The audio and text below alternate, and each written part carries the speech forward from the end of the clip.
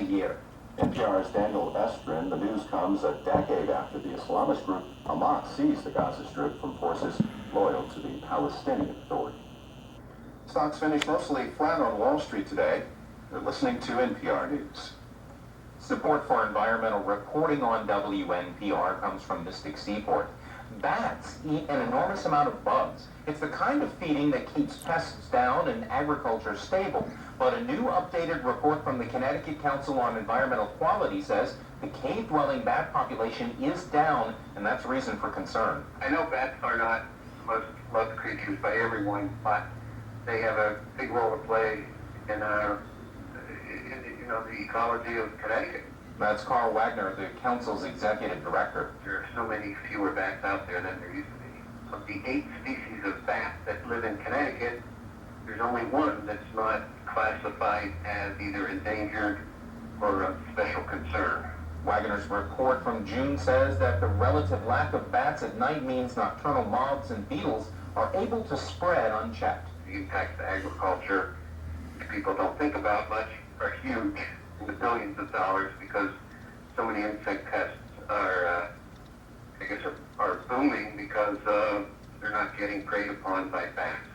A fungal disease called white nose syndrome has decimated the bat population, attacking them while they hibernate. The populations of some cave-dwelling species have declined by 90%. Connecticut's George Springer has been named a starter for Major League Baseball's All-Star game tonight in Miami. To the center field. Springer coming over, ties and makes the catch. Tagging up, going to third base is Rua.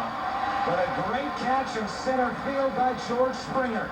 New Britain native George Springer is having a standout season with the Houston Astros, and it's not just diving catches in the outfield. He's batting .310 at the All-Star break with 27 home runs and 61 RBIs. Springer played baseball his freshman year at New Britain High School before transferring to Avon Old Farm School. He was drafted by the Minnesota Twins after high school, but decided instead to play baseball at the University of Connecticut, where he was named a first-team All-American. He was drafted by the Astros in the first round of the Major League Baseball draft in 2011. This is Springer's first All-Star appearance. He garnered enough votes by Major League Baseball fans to be named one of 3 starting outfielders for the American League. Ray Hardman, WNPR News. Support for NPR comes from this station and from ADT Security, helping to protect families and homes for over 140 years, offering 24/7 monitoring. Learn more at ADT.com. From the Wallace Foundation, fostering improvements in learning and enrichment for disadvantaged children, and the vitality of the arts for everyone. Ideas at wallacefoundation.org. And from the John S. and James L. Knight Foundation, helping NPR advance journalistic excellence in the digital age.